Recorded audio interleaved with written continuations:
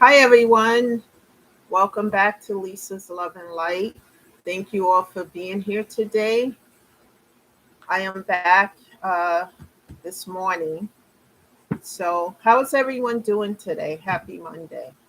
I know Monday's the hardest day of the week. So, how is everyone feeling?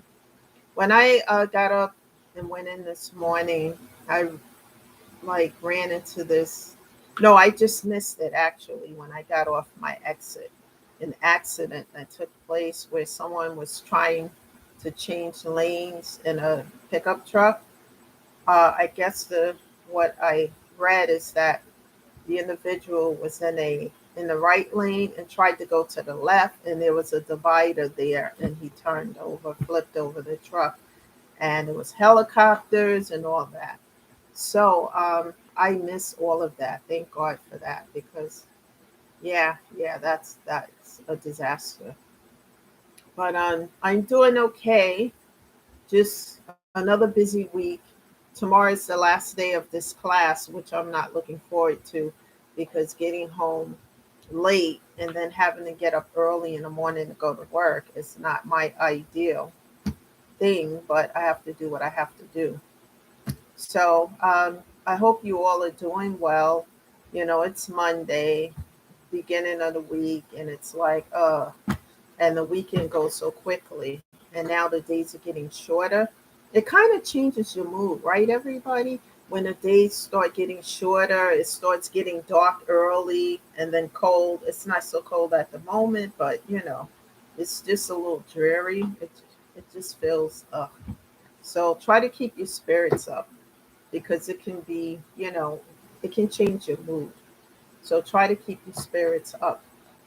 Um, so the affirmation for today is never give up and never give in when it comes to your healing.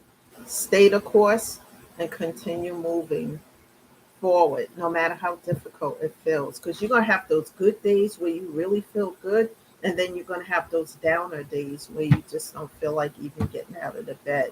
But don't give up, keep going. Because one day you're going to feel good enough to be able to, overcome these things. The topic of discussion today is healing and being positive. That's so important. And like I said, I know none of these things are easy, and I'm talking to you guys from experience. Everything I talk to you about here is things I've gone through. I'm not a licensed or certified, or I don't have a degree as a social worker or being a therapist of any sort. I'm just someone who have a lot of experience with loss and depression and anxiety and, just grief and pain. And I'm talking about some ways that I have gotten over these things. For the newcomers who are here for the first time, welcome. And on this channel, it's a no judgment zone here. And we talk about pain in some ways, pain and grief, and some ways to overcome it. We never get over it, but we can get through the pain of it all. Because, um, if you recently, or not even recently, or not so recently, lost loved ones, just think that, yes, you're going to have some pain and grief related to it, but they don't want you to ever stay in that place of grief and pain for the rest of your life because they're no longer here. They would want you to embrace life to the fullest and live it. And that's what I'm doing now because it's very hard at times. Like I say, even now, Sunday nights is always difficult for me. But I'm learning little ways to get through it through music and finding things to do online that's fun. Like I like trivia things, questions and answers and, doing things like that. And I also watch the Waltons a lot. When I'm at work, I record them. And then, before I go to bed, I watch them because it just reminds me of a time where everything was tranquil and not this crazy, chaotic time that we live in today. So these are ways that help me to get through, when I feel grief and I'm longing for my mother, my dog, etc. Because it can be complicated. One of the things that I had a problem with for a long time is the fact that I used to ask God, why did I have to go through all these things alone? You know, And I went through these things. What I learned so far is that I had to learn self love, how to love on myself, and not be subservient all the time to other people and worrying about what they have going on or trying to resolve what they have going on. Basically, I have to take care of me, and I've learned that through all the loss and the pain and doing therapy. I still do grief therapy weekly with my therapist online, and it's important because it helps me to talk about things that I wouldn't ordinarily talk about, because it's an outlet for that pain. And once you put it out there and you talk about things that hurt you deep within, um, besides the grief of losing that loved one, but sometimes we have inner child wounds that we have to heal. But when you talk about it, those things no longer have a chokehold on you. When you put it out there in the universe, you release it. And I had to learn how to do that, and it's important to do those things. But if you don't remember everything that I say here, please, I'm going to emphasize this. Remember this: your Passover loved ones, no matter who they might be to you, would never want you to stay in a place of grief, depression, and pain for the rest of your life. They will always want you, yes, to grieve them. Of course, they're no longer here, but not to stay in that place of grief. They want you to embrace life to the fullest. And I'm still learning how to do that step by step, day by day. Nothing happens overnight. We have to do it one day at a time because it's so important to take care of our physical and mental health. And I've learned to do that by opening up in therapy, talking on this platform. It also helps me too while I'm here because it's important that people get the message. And I know that there's some people, some place who are going through so much um, grief and pain that they isolate themselves. It's okay for a moment, but don't stay in that place of isolation. And some people are not open enough to talk about what they're feeling, the pain due to the loss. So if they can watch these videos and get some tidbits here, that's good. Also, it's important to Google and connect to a therapist in the area or state that you live in, and also a grief bereavement group. Because when you do those things and you open up and start talking, it may not happen right away, but little by little, it will help you because it's an outlet for the pain. And little by little, you start to feel better. We're always going to have those up days and then those not so good days. But expect it. Don't be hard on yourself. It's so important to take care of your physical and mental health. That comes as a priority above anything else. Because as I always say on this channel, if you don't take care of your physical and mental health, you can't care of anything else in your life. And that's important. And don't rush the process of feeling better because it's going to take time, to get through this. Like I said, you never get over the loss, but you can get through it so that you can function. And I never thought I would get over this, but I am getting through it. And that's important because as you do little things to help yourself, like, if you like music, you put on a playlist of music. Because in the beginning, you're going to want to spend time alone because you need to get through the pain and process what happened, with the loss, and that individual is no longer here. And and if they meant a lot to you, it's a huge loss, and it's going to take time for you to get through it. So don't rush the process. Just keep yourself busy. You're going to have days where you're going to get up and want to do things, and days where you just want to lay in bed all day. All I say is just don't stay in a place of depression and pain and feeling sorry for yourself because your loved one would never want that. And I had to realize that, and it took time. And as you start to feel better, you start to learn the importance of self love.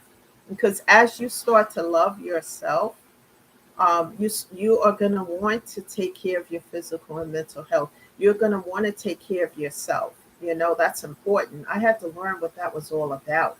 Self love, putting my needs first. And it sounds a little selfish to people, but it's important, especially when you're going through so much. If people don't understand that, then I question why or do they belong in my life, because taking care of me is so important. And it's not being selfish. In a way it is, but it's selfish in a healthy way, because we need to be able to function and to take care of our physical and mental health, because once we go through this grieving process, it takes a toll on our mental and physical health, and we have to put ourselves back together again. And sometimes the process is slow, so one day at a time.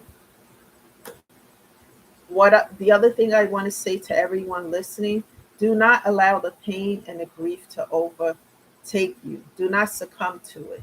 Allow yourself to feel it. It's important because it's an outlet for the pain, but never succumb to it where you give up on life and give up on everything. Because like I said, it's important to take care of your health and yourself, you know, and find some coping mechanisms like music, puzzles. Find things that you like. Sometimes, if you feel strong enough, volunteer work, because it keeps your mind busy and keep you preoccupied, so that you're not just in a house feeling depressed all the time. You're doing something. And little by little, you will start to feel better. Keep yourself busy. One thing I've learned also from all of this is not just self love, but self discipline. Not just doing things impulsively. I've become more aware of my surroundings, and I've become more self disciplined, making sure that all my needs are taken care of, to the best of my ability. God does the rest. But, just being more responsible and being not just succumbing to impulse, and these are the things I've learned, and also that everything happens in time, not to rush the process, and to embrace life and laugh a little bit, as you start to feel better, laugh a little bit, because that's going to help too. Laughter is the best medicine. And if you have people in your life who can just sit and listen to you talk about the Passover loved one, what they meant to you, use that as well. Have that person that you can go to and talk to. That used to be my mom, and that's why it's so hard for me at times, because I don't have that go to person anymore. However, I know that my mom wanted me to embrace life, and that's what I'm doing. And one day at a time. Like I said, the thing that I do know is that the grief triggers is going to happen. It's not happening as often as it used to, but it still happens. And my youngest sister and I was having a conversation over the weekend, and she said something really profound to me. We were having a heart to heart talk, and she was saying to me, I know you miss mom and etc. It's been 3 years, etc. And she was talking to me about dating and going out, and I told her about my trigger moments and how I felt about that. And she said, just take everything slow, little by little. And I really appreciate getting that information from her, because I'm always like talking to her about stuff because I'm older than her, by a few years. But she was encouraging me. And I said I would think about doing that, but slowly, because, it's been a lot. And it wasn't just losing my mom, it's just losing friends and my dog and losing 10 people. Then I lost a neighbor and then had to move because the property was sold. And it just goes on and on and on. And it was just a very difficult time. So I don't know, what everyone else has gone through here, but share what you want to hear so we can talk about it. Because when you don't talk about these things and you stay in a space of pain, then you can't grow. If you can't grow, you can't get better. And that's so important here. So it's okay to talk about things, and if you don't want to talk openly to other people, it's always important to, think about therapy. It doesn't mean that there's something wrong with you. We all have something. Let's be honest here. We all have something. But When we realize that and we're willing to do the work to fix it, to make it better, because nothing is perfect, but to make it better, then we become better. We feel better. And when you feel better, you do better. And like I said, for me, it was turning pain into a purpose, purpose into power, and power into paying it forward to help other people. Because as I show up here and talk about these things, someone somewhere is listening, and they're taking information that I'm saying here and using it for their own life. And I hope it's helping them continue to show up here and continue to share the information that's being said here on this video with other people. Because, like I said, there's people somewhere who really need to hear these messages, and they're not forthcoming with it. They're not just ready to talk to anyone, but just hearing things here. I may say something here that may be beneficial to helping them with their grief and their depression. So it's so important, people. We all have something. There's no shame here, and there's no judgment here as well.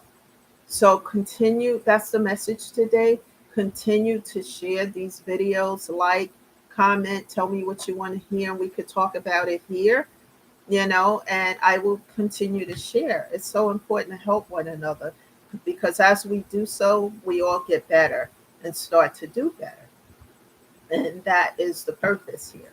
Thank you all for being here today. This is Lisa shedding love and light, and also a lot of thank yous and gratitude, because I'm very grateful that people are benefiting from these videos, and what's being said here. And continue to move forward. Don't give up. And I will be back tomorrow with a new message. Everyone have a great Monday, and I'll see you again tomorrow. Bye for now.